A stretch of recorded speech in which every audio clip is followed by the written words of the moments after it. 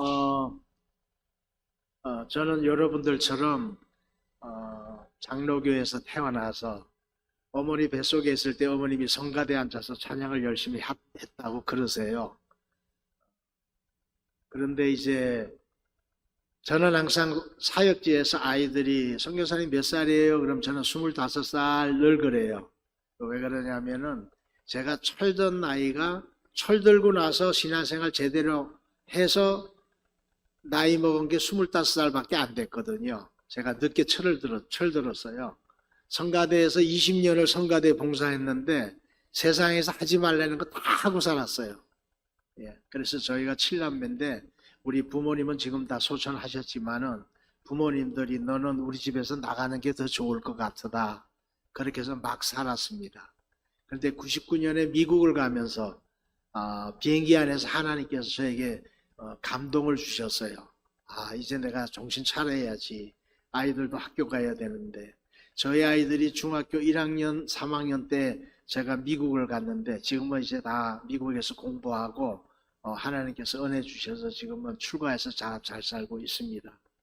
근데 하나님께서 저에게 어떤 마음을 주셨냐면은 제가 미국 가서 이렇게 하우스 리페어, 그러니까 집을 수리하고 집을 또 에디션, 증축하고 이런 일을 하게 했는데 그걸 하면서 제 곁에 누가 많았었냐면은 멕시코 형제들이 일을 많이 했어요. 적게는 6명, 많게는 12명 이렇게 같이 일을 했어요. 했는데 하루는 멕시코에 있는 빠꼬라고 하는 친구가 불법 체류자인데 일주일 동안 일한 돈을 줬는데 그 돈을 저에게 주면서 티와나에 있는 엄마에게 좀 갖다 주라 그랬습니다. 저는 그때 이제 시민권자였기 때문에 마음대로 왔다 갔다 했죠. 그래서 엄마가 있는 동네 주소 이런 걸 다 지도도 그리고 해가지고 다 받아가지고 이제 제가 갔습니다. 가서 그 산동네를 물어물어 찾아가는데 1시간이면 가는데 3시간을 헤맸어요. 가서 그 엄마를 만나가지고 사진 보니까 똑같아요. 그래서 돈을 주고 그리고 이제 말 더듬더듬하는 스페니시로 예수 믿냐 그랬더니 예수 믿는다 그래요. 그래서 같이 기도해주고 그리고 오려고 하는데 나에게 이런 얘기를 해요. 이 동네에서 지난주에 3명의 어린아이가 굶어서 죽었다라는 거예요. 그 산에서. 그래서 마음에 그냥 얼마나 힘들고 어려우면 아이들이 죽을 때까지 방치되었을까 하는 생각이 들었어요. 그때 저희들은요 미국에서 일할 때 토요일 날 쉬었거든요. 그래서 쉬는 날 그때 쉴 때마다 저는 멕시코를 찾아가기 시작했습니다. 왜냐하면 아는 사람이라고는 빠꾸 엄마밖에 없었어요. 그래서 그 집에 가서 먹을 것도 나누고 어린아이들 불러다가 먹을 걸 처음엔 나눠줬어요. 그렇게 하고 돌아오는데 하나님께서 이렇게 해서 살지 말고 이제 내가 남은 삶을 돈 버는 데 쓰지 말고 남은 삶을 남을 위해서 좀 쓰임 받아야 되겠다 하고 그때 한 대가 45살이었어요. 그래서 그 이틀 후에 야간 신학교를 등록을 하고 칼빈이라고 있습니다. 칼빈에 등록을 하고 신학교를 다니기 시작을 했어요. 신학교 다니면서 하나님께서 조그마한 집을 주셨으니까 이거 팔아가지고 땅 사서 거기다 교회 지을게요. 그래가지고 리버사이드라고 하는 데다가 1.2헥타르라고 하는 작지 않은 땅을 제가 샀습니다. 그래서 거기를 놓고 기도하는데 아무리 생각을 하고 거울을 볼 적마다 나는 목사가 되기가 힘들어 이런 생각이 들었어요. 그래서 그러면 말씀을 전하는 선교사가 돼야 되겠다. 그때부터 하나님께서 꿈을 주셨습니다. 그래서 신학을 하고 이제 여기 한국에 와서 안수받고 그리고 이제 교단에서 또 파송도 받고 해서 멕시코를 들어가게 됩니다. 멕시코 국경을 넘을 때에 제가 당뇨병이 좀 있어요. 물론 가족 뭐라 그러죠? 부모로부터 내려받은 지병인데 당뇨병이 있었는데 20년 전에 국경을 넘을 때에 당뇨 치수가 350이었어요. 그런데 오늘 아침에 재보니까 350이에요. 그때나 지금이나 똑같아요. 그런데 하나님께서 여지껏 사용하셨단 말이죠. 그래서 저는 지금도 그래요. 하나님, 지금까지 지켜주신 하나님의 사랑이 그 감사와 은혜가 내 안에 살아 있습니다. 주님은 내 안에 살아 계십니다. 감사합니다. 이렇게 시작된 저의 선교는요, 지금은 6만 평 정도 되는 땅을 커피 한 잔 안 사주고 땅을 얻게 됩니다. 멕시코로부터. 주지사의 허락을 받아가지고 비서관이랑 이야기를 해서 이제 땅을 얻어 받았어요. 그래서 지금 그 땅 위에는 목요일 날 12시부터 5시까지는 한방 침 치료를 하고 있습니다. 저도 제가 나중에 배웠어요. 그래서 침을 놓고, 그 다음에 교회가 있고, 아까 보셨던 240석 되는 교회가 있고요. 그리고 남자 기숙사, 여자 기숙사, 식당, 창고, 선교관, 이렇게 해서 건물이 7동이 있고요. 한꺼번에 100명이 먹고 살 수 있는 하나님께서 그런 아름다운 선교센터를 주셨습니다. 물론 여러분들 교회처럼 이렇게 아름답지는 않아요. 그러나 현지인들이 살 수 있는 공간으로는 아주 적합하게 잘 지어졌습니다. 캘리포니아에서 한국 선교사가 축구장 가지고 있는 선교사는 저밖에 없어요. 하나님께서 그렇게 축복하셨어요. 땅이 있으면 뭐합니까? 놀려놓으면 안 되죠. 한국에서 얘기하는 100년초를 1헥타르가 100m에 100m입니다. 그게 100년초를 다 심었어요. 그래서 주말에 아이들이 왔다가 갈 때에 비닐봉지에다가 100년초를 잘라가지고 가져가게 합니다. 그 아이들은 집에 가서 소금 쳐서 가시라고 그러죠? 가시를 다 벗겨내고 잘라가지고 소금 쳐서 구워서 먹어요. 주식입니다. 저는 저를 위해서 쓴 적이 한 번도 없습니다. 어린아이들에게 유익이 되면은 아이들에게 다 합니다. 지금은 7m의 땅을 2m 깊이로 팠습니다. 돈이 있어서 판 거 아니에요. 제가 한 번은 어린아이들을 이렇게 아브라조라 그래요. 이렇게 애들이 오면 2호 이하라고 합니다. 저는. 야, 딸 오래간만이야, 어서 와. 이렇게 앉는데 몇 아이를 안고 나서 내 방에 들어가서 보니까 막 여기저기가 가려운 거예요. 보니까 개벼룩이 저 아이들이 내게 선물을 하고 간 거예요. 그래서 도무지 이건 제 종아리에 보면요, 꼭 이렇게 연필로 점 찍어 놓듯이 그렇게 벼룩들이 물고 가요. 아이고 도무지 안 되겠다 그래가지고는 기도하다가 그러면 아이들에게 목욕할 수 있는 공간을 만들어야 되겠구나. 그래서 생각한 게 우리가 얘기하는 수영장, 미국 사람들이 얘기하는 풀장, 또 우리 현지 아이들에게는 공중 목욕탕. 저는 아이들을 거기다가 집어넣으면서 목욕하라 그럴 거예요. 안 하고 수영하라 그럴 거예요. 거기다 소독약을 많이 풀어서 던져놓으면은 소독이 다 되잖아요. 그러면 몸도 씻고 때도 벗기고 벼룩도 죽이고 그러면 저도 살 거 아니에요. 저도 피 많이 뺏겼어요. 헌혈 아닌 헌혈을 많이 했어요. 지금은요, 하나님께서 이 아이들 한 명 한 명을 데리고 오려면요, 여러분 놀라지 마세요. 세계에서 납치 1위가 멕시코입니다. 마약 1위가 멕시코예요. 마약 갱단 1위가 멕시코입니다. 좋은 건 다 가지고 있어요. 그러니 아이들이 어떻게 자라겠습니까? 고등학교 나온 아이들이요, 농장에 가서 일 안 해요. 힘들어서. 조그마한 가방 메고 다니면서 마약을 팔아요. 그게 돈벌이가 더 좋으니까. 그러니까 세상이 이렇게 흩어져 가는 거예요. 처음엔 저도 마약 재활은 다니면서 마약하는 사람들을 깨우치고 기도하고 하나님의 종으로 세우려고 지금도 그렇게 하고 있지만 얼마나 힘든지 몰라요. 왔다가 3일 지나면 가요. 왔다가 사도행전 1장 쓰고는 연필 놓고 가요. 힘든다고. 지금도 한 명 와 있어요. 환이라고. 지금도 한 명 와 있어요. 지금도 아침에 2시간, 오후에 2시간 쓰게 합니다. 그게 힘들어서 가는 거예요. 못 견디는 거죠. 말씀을 보고 말씀을 쓸 때에 성령께서 임하는 것을 저는 많이 봐왔기 때문에 성경을 읽고 쓰라고 합니다.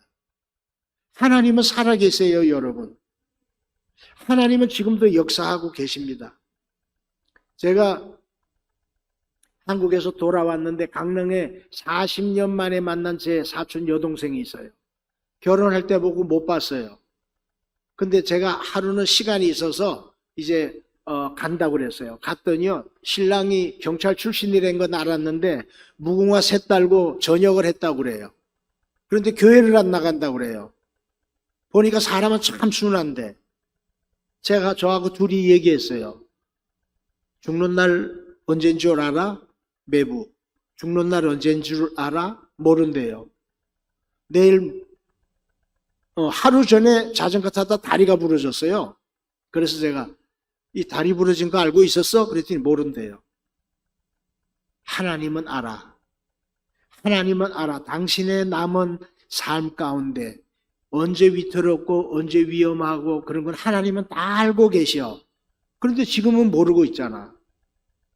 매부 교회 안 나가면 예수 안 믿으려면 죽어서 그럼 지옥 가? 제가 그랬어요. 그리고 말을 안 했어요. 뒤 저녁에 저에게 왔어요. 선교사님, 나 교회 갈 거예요. 제가 이번 수요일날 거기 가서 전도 폭발 강습을 하는데요. 교회 한 번도 안 나간 제 매부가요. 교회 요람 갖다 놓고 매일 전화한대요. 지금 사실입니다. 하나님은 살아계세요. 40년 동안 자기 와이프가 교회 가자 바가지도 걸고 뭐 이래도 해보고 저래도 해보고 안 됐단 말이에요. 가서 제가 천당 얘기 지옥 얘기 한 번 했어요. 천당 가고 싶어? 그냥 지옥 가 그랬어요. 제가 지옥 가는 거 내가 보장한다 그랬어요. 개런티 한다 그랬어요. 딱 5분 설명했어요. 그랬더니 뭐라 그러죠? 무슨 색이라 그러죠? 예, 얼굴 색이 달라져요. 그러고 나서 돌아왔는데 이틀 후에 제 동생이 그래요. 오빠, 신랑이 미쳤나 봐. 그래서 왜 그랬더니 교회 요람을 달라 그래가지고 계속 전화한대요. 동네 사람 다 한대요. 경찰을 했으니까. 교회 오라고 수요일 날. 저는 상상도 못했어요. 이제 저 수요일 가면은 거기 목사님에게도 그랬어요. 수요 집회 안 하셨죠? 이때부터 하세요. 이때부터 하세요. 제가 첫날 거기 교회가 크진 않아요. 조그만데 갔더니요 선교지더라고요. 하나님 목사님 불러다놓고 목사님 죄송하지만요 선교사는 가는 곳마다 다 선교해야 돼요.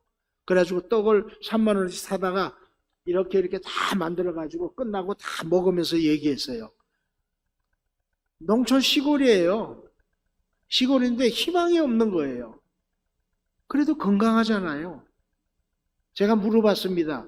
고기 잡는 기술은 다 있다고 그래요. 그럼 고기들 다 잡아다가 안 믿는 사람 집에 하루에 하나씩만 갖다 줘. 하루에 한 번씩만 해보세요. 10번, 20번 하면은 그 사람들의 마음이 열립니다. 이게 전도입니다. 할렐루야. 하나님께서는 우리에게 지혜를 주셨어요. 솔로몬 왕이 뭘 구했냐면 지혜를 구했습니다. 지혜 안에는 돈도 있고 권력도 있고 모든 게 다 들어 있습니다.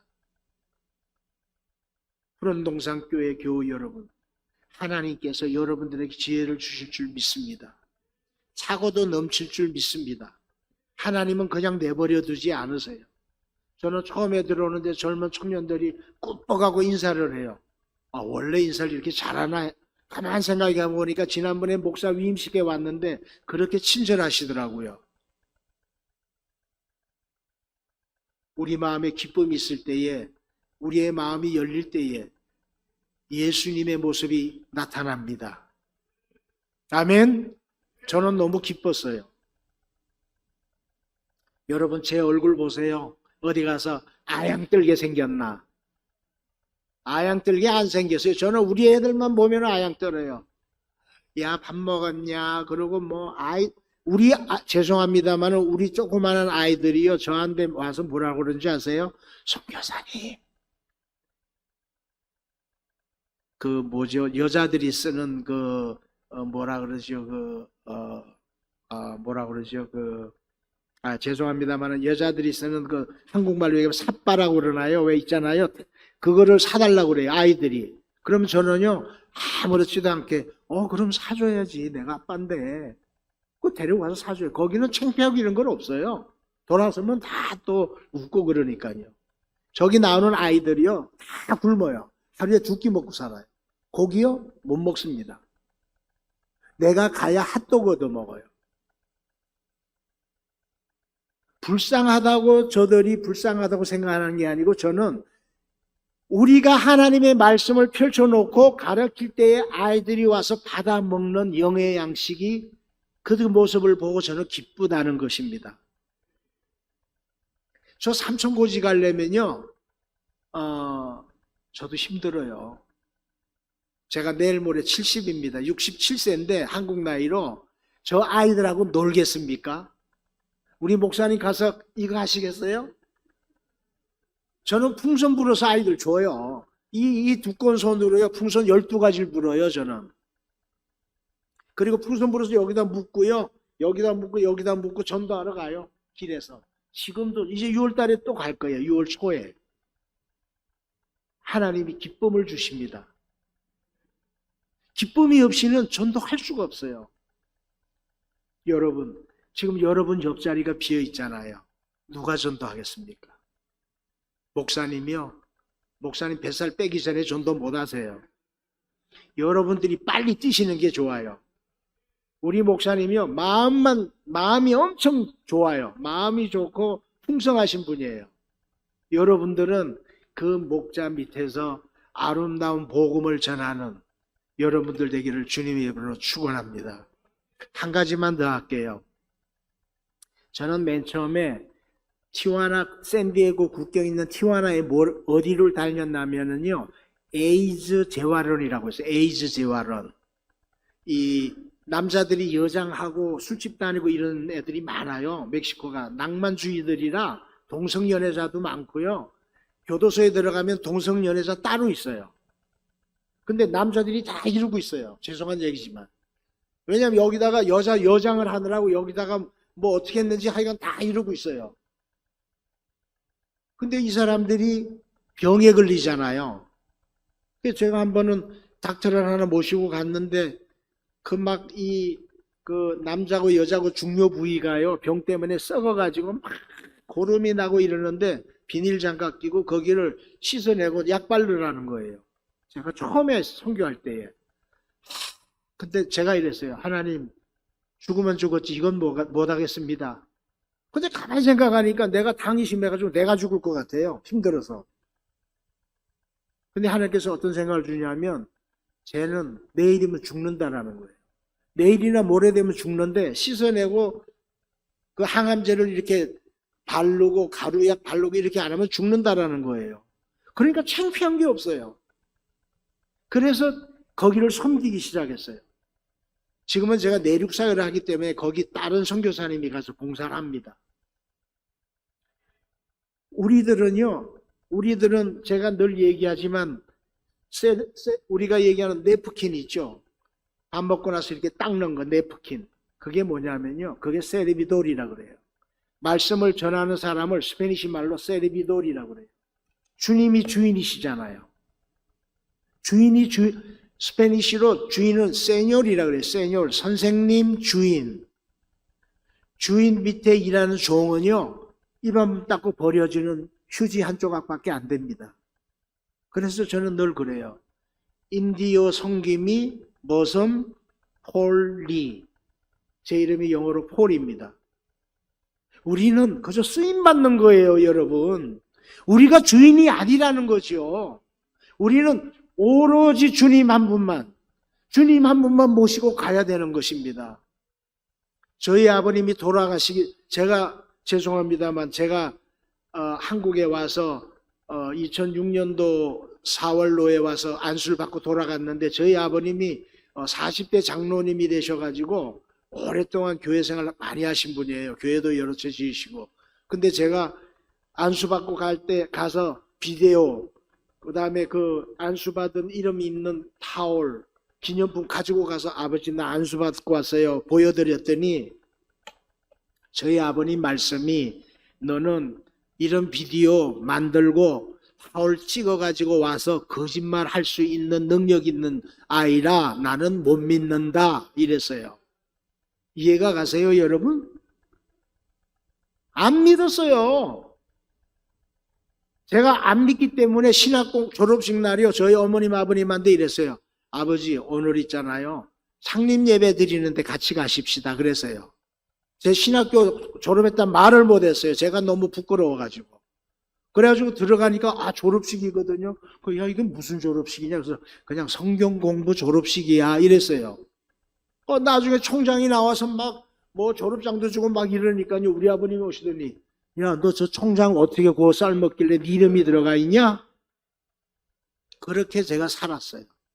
그런데 돌아가시기 전에 저희 어머님 아버님이 컴퓨터에 있는 사진을 쭉 보더니요, 너는 정말 목자로구나, 그렇게 말씀하셨어요. 저는 지금도요, 제가 20년 전에 안수받을 때 입었던 옷입니다. 이 옷이. 저는 저를 위해 사용하지 않았습니다. 저는 미국에 있는 우리 친구들이요, 도와주고 있습니다. 그 돈 제가 쓴 적 없어요. 저는 밥 한 그릇 안 사 먹어요.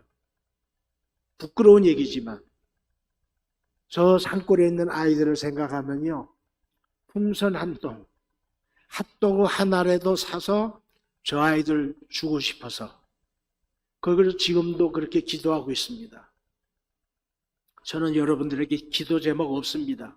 그저 멕시코가 어디에서든 나오면 멕시코에 있는 인디오를 섬기는 이성교사를 위해 기도해 주시고, 제가 아직도 남은 시간이 있다면 언제 죽을지 모릅니다. 주님이 오라고 하면 가야 됩니다. 그러나 살아있다면, 계속 사역을 해야 된다면 건강에 축복을 주셔서 아직도 남아있는 6개 주일학교 교회 세우려고 합니다. 이제 6월에 가서 그 10일 동안 세우고 옵니다. 그때를 위해서 기도해 주시면 하나님의 영광이 더 많이 올려질 줄 믿습니다. 저는 여러분들의 목사님이 아주 복되고 사랑이 많으시고 솔직하신 분인 줄 저는 믿어요. 그렇게 생활해 보니까 믿어지더라고요. 여러분, 주의 종을 위해서 기도하세요. 내가 꼴을 잘 먹으려면 종을 위해서 기도해야 됩니다. 저는 우리 아이들에게 이래요. 아이들 집집마다 다 기도해 줍니다. 저는 나를 위해서 기도해 달라는 말을 안 해요. 내가 이제 한국으로 출발하는데 여기 나온 에스텔이, 저하고 8년을 같이 산 딸이 저에게 이래요. 주님, 우리 선교사님